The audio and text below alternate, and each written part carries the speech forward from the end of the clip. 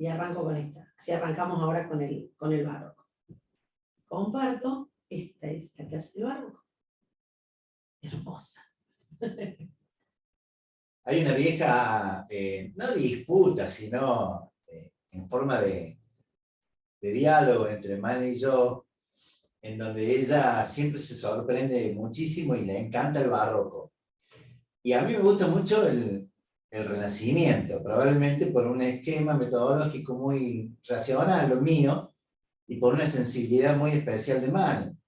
Pero al final no es cierto, porque a mí también me gusta el barroco y a ella se le gusta el Renacimiento, pero por eso está esto de que si yo doy el barroco, ella no lo permitiría, y bueno, y así, ¿no? Pero nada, cada vez que viajamos juntos, y yo hablo del barroco, tengo ahí atrás la mirada atenta de Mane a ver si estoy diciendo alguna marca. Usted, profe, puede desempatar y dar siglo XX. Uy, dale con el siglo XX. Pensaba que no se lo iba a decir en algún Yo el momento. 19 te lo prometo para la clase que viene. Pensaba que yo no le iba a tirar mi... Hoy, claro, pero hoy es la primera vez que lo hace. Estamos esperando 2 o 3 veces más y nada más. Bueno, Bueno. llevamos 20 minutos de clase, profe. Quedamos, retomo esto que habíamos, con lo que ahora habíamos iniciado el Renacimiento, con esta línea de tiempo, y nosotros estamos iniciando el barroco. Como siempre son procesos, no tiene una fecha, pero básicamente el barroco se da a partir del siglo XVII, ¿sí? XVII y XVIII es lo que va a dar, lo que se va a llamar como, lo que se periodiza como la arquitectura barroca. El barroco se caracteriza principalmente en lo que hace el contexto, y no voy a estar 10 minutos hablando de esto, Por te prometo. favor, por favor. Tiene dos, por eso lo resumí, tiene como, en lo que hace el contexto, hay dos hechos, situaciones que definen el contexto del barroco. Uno es la consolidación de las monarquías absolutas, ¿sí? Por un lado. Y por otro lado, es la contrarreforma católica. Esos dos hechos son los que van a marcar los contextos principales de lo que es la producción arquitectónica y artística en este mundo occidental. En lo que hace a los avances científicos y tecnológicos, este proceso que se inicia en el Renacimiento, de ese humanismo y el hombre como que se ve como un ser racional, capaz de resolver sus circunstancias, su entorno, a través de la razón, se va a ir consolidando hasta llegar al siglo XVIII, con un periodo que es el iluminismo, ¿sí? La edad de la razón. El siglo XVIII, principalmente marcado, se da el iluminismo, que es esta corriente de pensamiento que se da en Francia y en Inglaterra, con gran cantidad de pensadores, que después van a ser lo que va a desembocar en la Revolución Industrial y la Revolución Francesa, es el continuum de esto que surgió en el Renacimiento. Entonces, los avances científicos y tecnológicos son constantes. Para este punto, para el siglo XVII tenemos que, en lo que hace al campo de la óptica, hay gran cantidad de avances también. Se pueden verificar el tema de los cuerpos en movimiento. Esto que Copérnico, el giro copernicano, ¿se acuerdan que el Sol era el centro del universo? Kepler lo confirma, y confirma que las órbitas de los planetas alrededor del Sol, como la Tierra, no son circulares, sino que son elípticas. Entonces, y que esto es un sistema, y que hay otros sistemas. Entonces, esta idea de sistema, el sistema solar, del sistema como organización de los elementos, es lo que va a estar marcando también, lo que va a estar marcando estos siglos. La idea de sistema con un centro y la extensión de ese sistema. Y que tiene mucho que ver con este sistema de con este sistema, por eso la imagen acá de la derecha, de las monarquías absolutas, porque la monarquía absoluta es como un centro un centro muy fuerte y un territorio que controla, que ya no es el territorio circundante. Por ejemplo, si hablamos de la monarquía española, ya no es el territorio circundante cercano que tiene España de la península ibérica, sino que también ya son todas sus colonias. Entonces está la metrópoli, que es ese centro, y las colonias. Entonces, fíjense cómo todo empieza como a organizarse bajo esos conceptos, podemos irlo viendo. El otro gran tema que les dije que tiene que ver con las monarquías, y el otro tema es el de la reforma, el de la contrarreforma. ¿Por qué? Porque la reforma que había iniciado Lutero empieza como a expandirse, y tiene otros, lo tiene a Calvino, lo tiene a Zwinglio,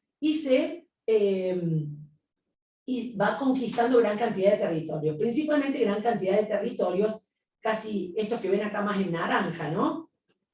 Lo que es Inglaterra, que con Enrique VIII y su enamoramiento de Ana Bolena, cambia la religión, no es la protestante, pero es el anglicanismo, que es muy similar a lo que sería el protestantismo, y todos los territorios del norte de Alemania, de lo que hoy es el territorio de Alemania. ¿Cuál es el problema con esto? Que ¿de qué se alimenta la iglesia? ¿De qué vive la iglesia? En realidad la iglesia vive de lo que aportan sus fieles. Entonces, ir perdiendo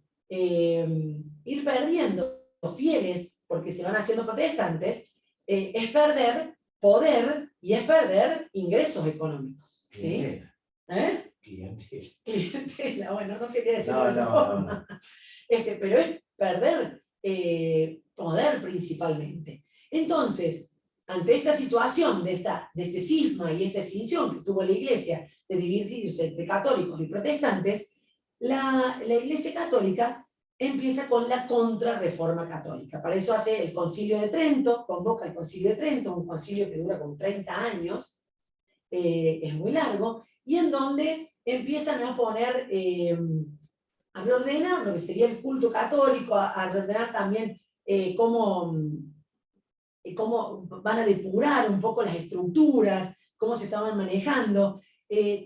Señalan la primacía también del Papa, refuerzan esa idea del Papa con ser el obispo de San Pedro en Roma. Entonces van como marcando algunas de estas cosas en un concilio, y lo que aparece es la propaganda fide. Hay un concepto que se llama la propaganda fide, que es la propagación de la fe, y el concepto es el concepto de propaganda. ¿Vieron la diferencia entre propaganda y publicidad?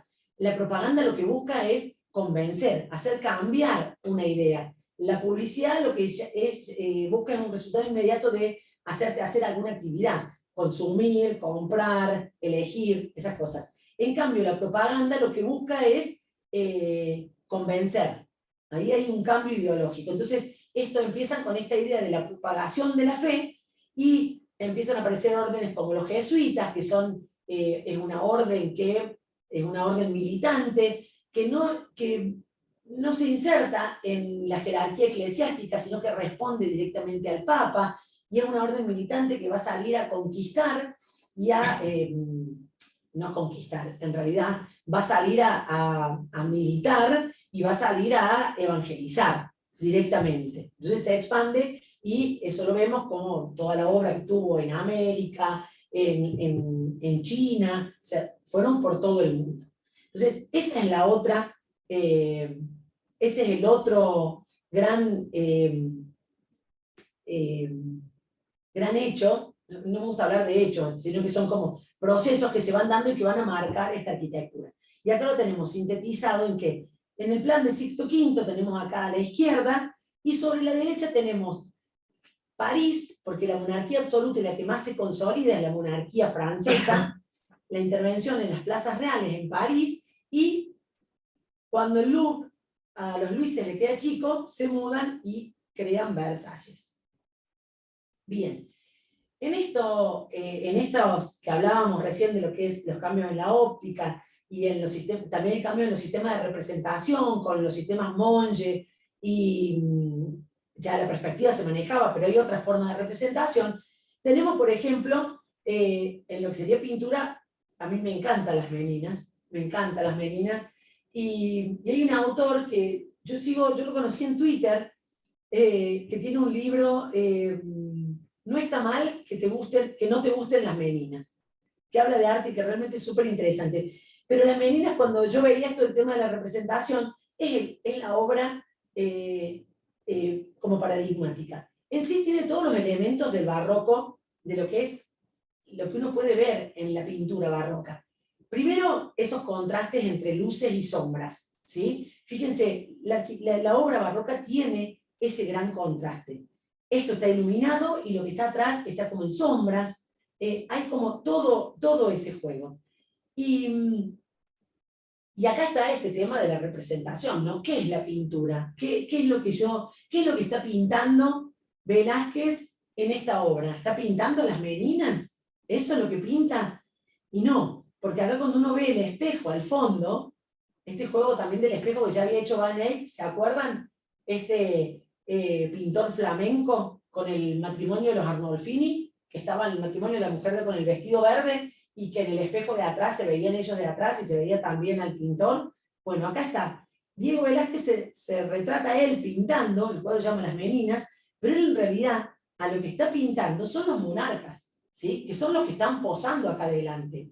Acá está toda la familia participando de ese momento en el cual los monarcas, el rey y la reina, están posando para que el artista los pinte. Entonces, fíjense ese juego, ese juego de qué represento, qué pinto, qué es lo real, qué es lo irreal, qué es lo que está haciendo uno, qué es lo que está haciendo otro. O sea, a mí eso es lo que me encanta de esta obra. Tiene toda esa participación también del observador, ¿no? Porque acá Velázquez nos está incorporando. Él nos está incorporando directamente, o sea, para que adivinemos, o sea, para que participemos de esta propuesta que él hace. Entonces, en ese sentido me parece súper interesante. Y después, la otra cosa que plantea el barroco, aparte del juego de luces y sombras, siempre como muy contrastantes, es también la multiplicidad de escenas, que ya lo habíamos anticipado en el manierismo, eso que no hay una sola escena del Renacimiento perfecto, enmarcado y todo en función de esa escena.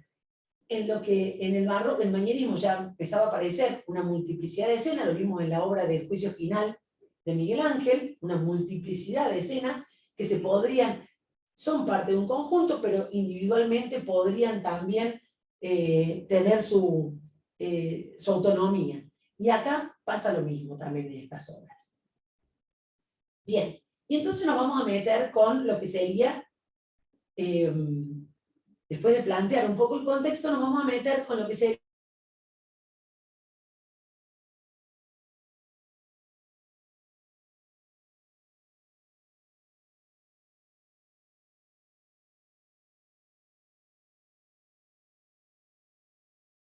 Domenico Fontana, para que haga un plan para realmente volver a ser de Roma la gran capital del mundo católico.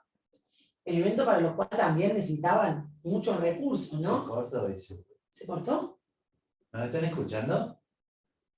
Se cortó un segundito y volvió, profe. Se Un cortó. par de palabras, sí. Ahora sí, Vi un cartelito allá en la, no sé qué será, pero bueno. desde el inicio de esta explicación se corta. Sí, Ok, perfecto. Entonces lo retomo.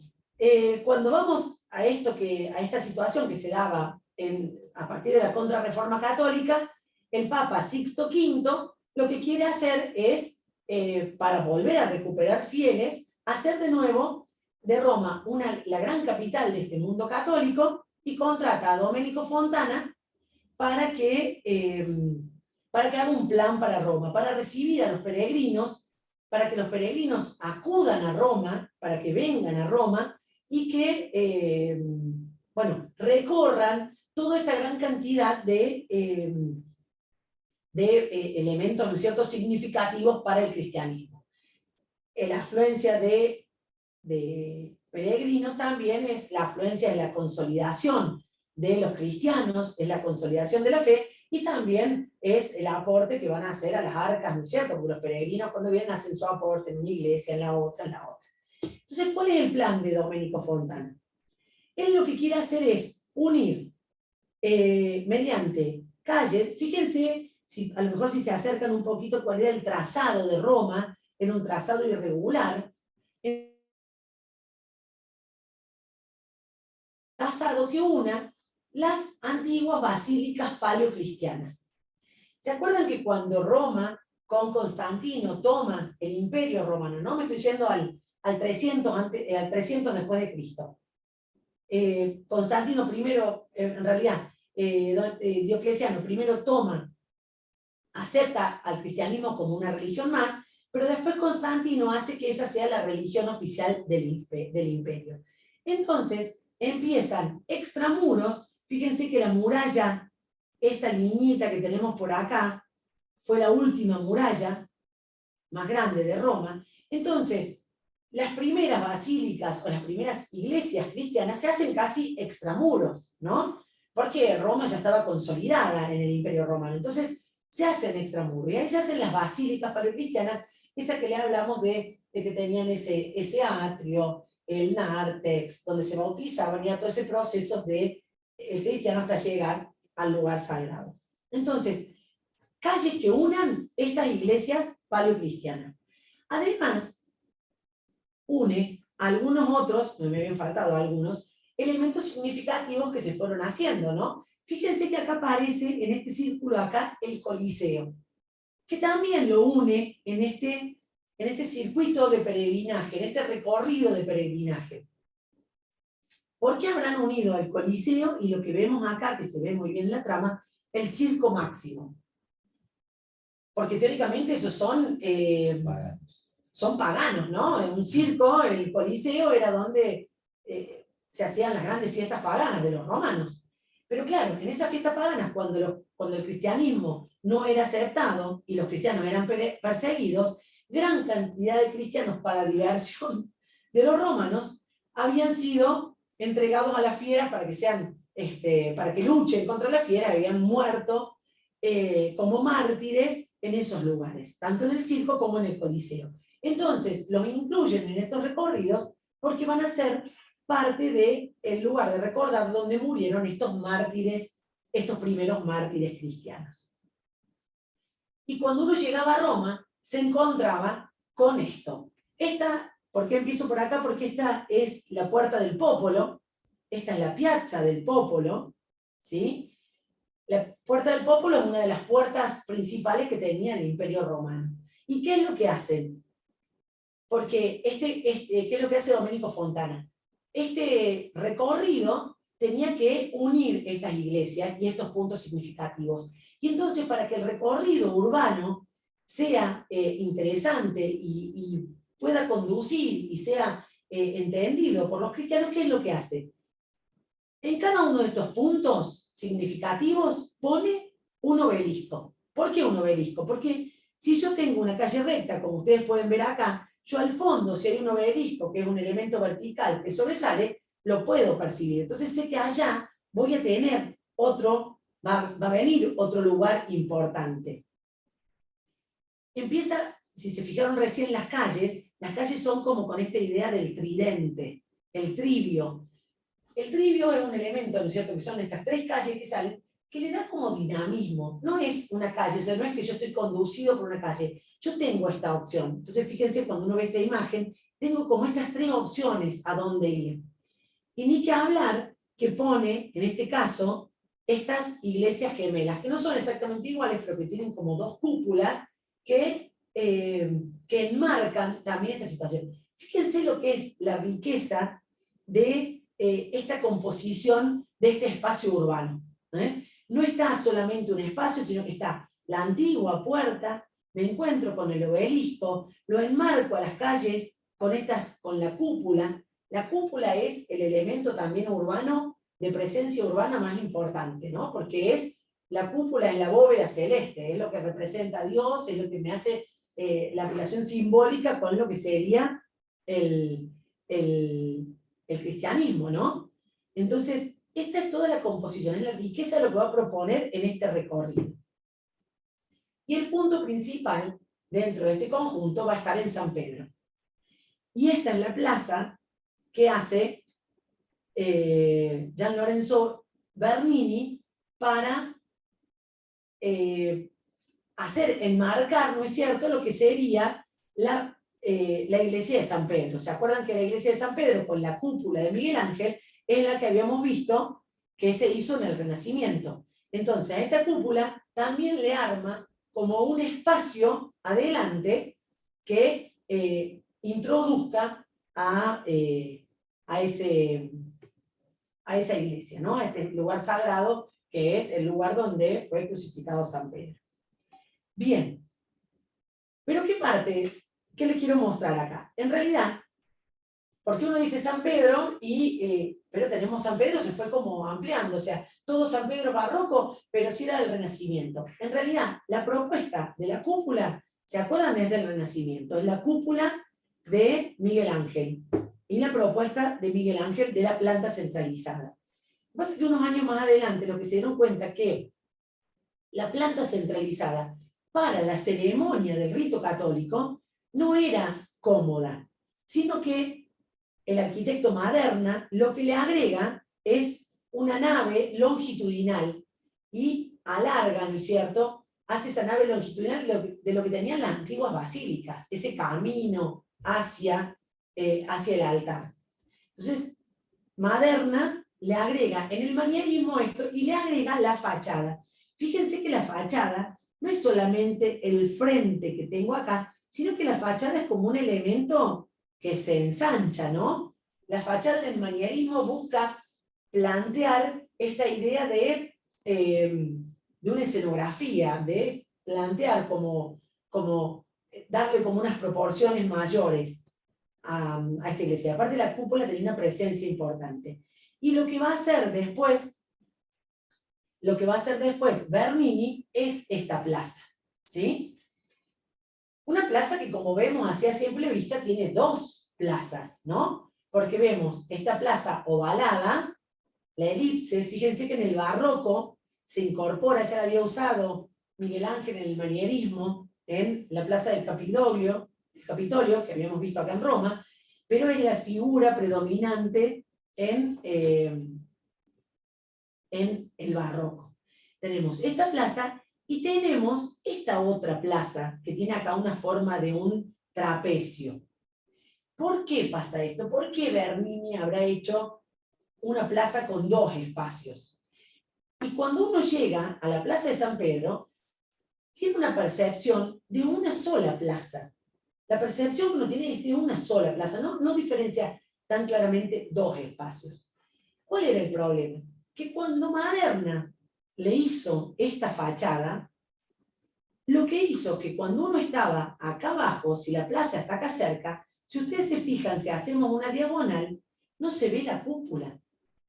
La cúpula es lo que tiene que tener la presencia, o sea, esa cúpula que tiene una presencia urbana tan importante, si yo hago una plaza acá más cortita, no la veo, me queda tapada por la gran fachada que hizo Maderna, que era San Pedro, tiene unas proporciones, la iglesia más grande de la cristiandad, la nave que le agrega Maderna también es muy importante y la fachada es muy grande.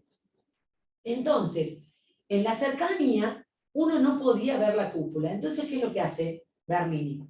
Para mí, a nivel diseño, esta propuesta de diseño arquitectónico es realmente de un nivel exquisito. Porque entonces él hace esta primera plaza y hace como la plaza principal este óvalo más alejado. Cuando yo me alejo y me ubico en este lugar, desde acá sí puedo ver. ¿Vos ves el curso, Juan? Sí. Yo sí puedo ver la cúpula. ¿Pero qué hace además? El cursor y la cúpula. Bien, genial. ¿Qué es lo que hace además? Él esta plaza primera la hace con una forma de un trapecio. No la hace como podría ser un rectángulo, la hace con una forma de un trapecio. ¿Por qué? Porque lo que usa acá es el recurso de la perspectiva invertida.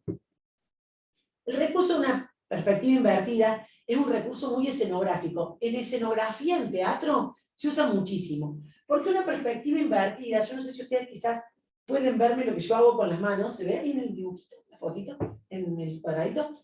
Cuando uno tiene una perspectiva invertida que se abre así, si yo estoy parada y tengo el trapecio allá adelante, lo que yo hago es casi no ver este plano.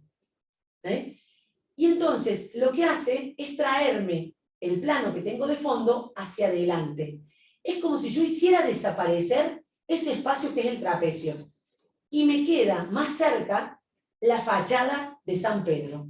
Entonces, con este recurso de perspectiva invertida, lo que logra Bernini es hacer desaparecer ese segundo espacio de la plaza trapezoidal, trayendo la gran fachada de Maderna casi al borde que es como un recurso óptico, ¿no? Porque la plaza está, realmente, que es como un recurso óptico, pero la traigo al borde, la traigo hacia adelante, ¿sí? Entonces, eso es lo que logra con esta propuesta. ¿Y por qué les traigo esta imagen de este grabado? Porque en realidad, lo que hoy vemos, esto después fue demolido, cuando en realidad es Mussolini el que fue demolido antes, pero en el 41, Mussolini, 1941, hace una gran avenida, que es la que está hoy, que da como acceso directamente al Vaticano, pero él tenía, acá Bernini cerraba todo ese óvalo de la plaza. Entonces, uno ya entra, es como todo ese movimiento, ¿se acuerdan lo del esclavo de Miguel Ángel, con ese movimiento donde va cambiando las direcciones? Bien, esa situación se potencia en el barroco. Entonces, ya entra a la plaza, no por el centro, sino de una manera oblicua. Eso me obliga a cambiar la dirección y ahí me voy encontrando con las situaciones. Lo que yo les decía es que esta parte que está acá, esta plaza, al estar abierta, yo casi no la percibo, y esta fachada se me viene hacia adelante. Pero como yo la distancia la conservo, yo desde esta gran plaza ovalada puedo ver la cúpula. Pero como Bernini realmente era un gran arquitecto, otra cosa que hizo, vieron que les conté recién que el trazado de Roma era como ese trazado medieval, desordenado, y esta zona, de lo que era el Trastevere, toda esta zona del otro lado del río, también era un tejido bastante pobre y desordenado. Entonces, ¿qué es lo que hace Bernini? Arma esta plaza con todo este borde. Yo no comparto la idea que dicen todos los turistas que él hace la plaza para abrazar a los fieles. Yo realmente no la comparto esa idea. Pero todo el mundo habla de que Bernini hace esa plaza para abrazar a los fieles que llegan. En realidad él sí cierra este espacio y lo hace con todas estas columnas, que son columnas que están alineadas, son 4, es una línea de 4 columnas, y que me permiten, me organizan el espacio cuando yo estoy adentro, porque tiene una gran presencia, ¿no es cierto? Entonces veo todo este orden, me prolijan el espacio, y me permiten percibir sin cerrarlo, ¿no es cierto? Porque yo podría haber hecho un muro acá completamente, o sea, yo no, Bernini. Podría haber hecho un muro cerrando todo esto y organizo mi espacio. Pero él logra un espacio que te da contención, te organiza, embellece en realidad el espacio sin perder de vista y ampliándolo, abriéndolo al entorno. O sea, yo no veo ese entorno medio pobre, degradado, desordenado que tengo afuera, porque queda ordenado, pero tampoco corto armando un muro y cierro y armando una adentro y una afuera. Ah, perdón, miren, había armado esto de la idea de la cúpula y del obelisco. ¿Qué es lo que pasa? Esto que les contaba recién. Cuando yo me paro en un punto, en ese óvalo, porque el óvalo es una figura geométrica compleja. El círculo tiene un centro, y todos los radios son de la misma distancia a cualquier punto de lo que sería el perímetro. Pero el óvalo tiene un centro y tiene 2 focos. El óvalo tiene un centro y 2 focos. Porque eso es como hace para componer, ¿no es cierto?, la complejidad de la figura que me va dando esta forma. Entonces, ¿qué es lo que hace? Cuando yo me paro en uno de estos, no es el foco exactamente, pero está marcado en un circulito en la Plaza San Pedro, es lo que le dio la línea para armar, por ejemplo, fíjense que yo acá veo una línea de una sola columna. Atrás de eso tengo las otras 4 columnas, pero perfectamente alineadas. Y yo ahí tengo el espacio abierto, porque fíjense cómo veo el entorno. ¿Sí? Yo veo todo lo que está atrás. Fíjense, se ve la sombra, se ve la luz, se ven las construcciones. Entonces, ahí la plaza está abierta. Pero cuando yo me muevo y me paro en cualquier otro punto, fíjense cómo esas 4 líneas de columnas me cierran algunos puntos. ¿Y qué es lo que pasa cuando yo voy caminando por la plaza? Este muro es un muro que se abre y que se cierra, porque yo me voy moviendo y esas 4, y mi visión hacia las 4 líneas de columnas, se van abriendo y se van cerrando. Se me alinean perfectamente solamente